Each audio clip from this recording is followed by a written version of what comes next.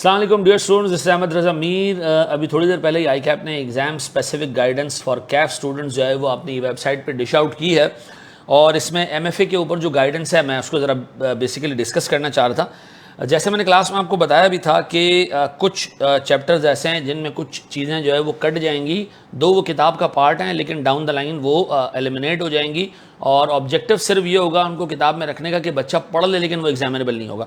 जैसे ISO 31000 sir risk management के chapter के अंदर ये पूरा 31,000 के प्रिंसिपल्स, 31,000 का प्रोसेस, ठीक है जी, ये सारी चीज़ें एलिमिनेट हो गई हैं। ISO 31000 will not be examinable any more, ठीक है जी। फिर दूसरी चीज़ सर, जो डिसरप्टिव टेक्नोलॉजीज़ का चैप्टर है उसके दो हिस्से थे।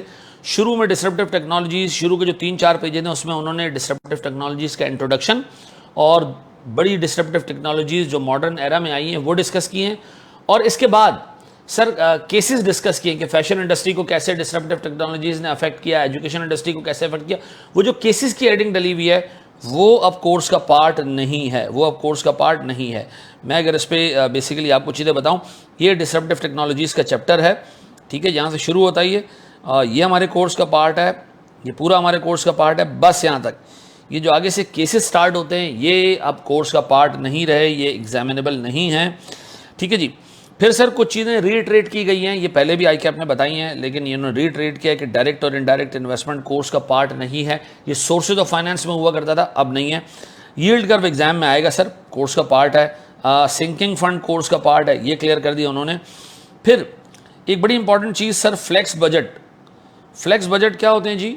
एक बजट आपको एग्जामिनर ने दिया कि जी कंपनी 60% कैपेसिटी पे ऑपरेट कर रही है, ये बजट है। आप एक काम करें, इसको देख के 80% कैपेसिटी का बजट बना के दे दें। ये भी कोर्स का पार्ट नहीं है। अब आएगा तो बजटेड PNL आएगा या कैश फ्लो स्टेटमेंट आएगा, ठीक है जी, या पीरियोडिक कैश बजट आएगा, इस तरह की चीज़ें आएंगी, लेकिन फ्लेक्स बजट नाम की अब कोई चीज़ टेस्ट नहीं होगी।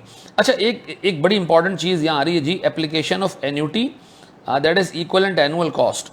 अब देखिए ये एक बड़ी ब्रॉडर टर्म है। वैसे तो NPV पढ़ते हुए हमने इक्वलेंट एनुअल रेंटल टाइप की चीज़ें देखी हैं, लेकिन equivalent annual cost generally asset replacement decisions में जो है वो टेस्ट होता है। ये चीज़ ऐसी है जो चूंकि उन्होंने क्लियर कर दिया कि जी एग्जामिनेबल है, तो इसके ऊपर एक आध लेक्चर जो है वो 20 मिनट का मैं अपलोड कर दूंगा तमाम स्टूडेंट्स के लिए, चाहे वो मेरे स्टूडेंट्स हैं या नहीं है, मैं अक्रॉस पाकिस्तान तमाम स्टूडेंट्स के लिए अपलोड कर दूंगा।